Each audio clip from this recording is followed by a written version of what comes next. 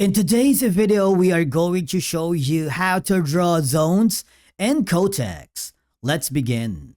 Now, the first thing that you need to do is log in using your credentials, and I want you to make sure that you are on the trading platform once you are inside the dashboard. Now, this will open up the chart panel. Now, here's something important that you need to know. In Quotex, there is no dedicated zone drawing tool. So what usually traders do instead is that they draw zones manually using horizontal lines and chart tools. We have a separate video on how to draw horizontal lines here in the chart that you might want to check in our channel, please. But the idea is I need you to look for the drawing tools, which can be found at the bottom part of your chart.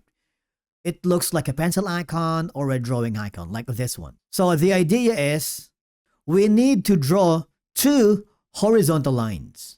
Okay, so go to the tool section, go to the horizontal lines right here and choose, for example, one at the top of the boundary of the zone, which is I'm going to pull this already made horizontal line.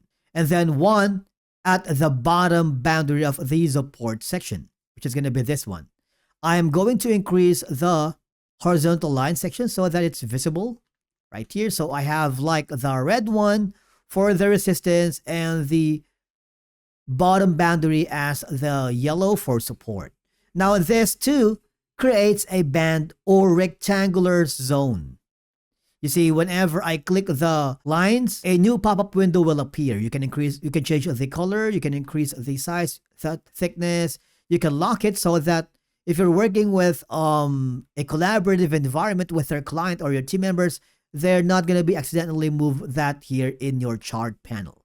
Remember, zones are not exact price points. They are areas. That's why we draw two lines instead of one.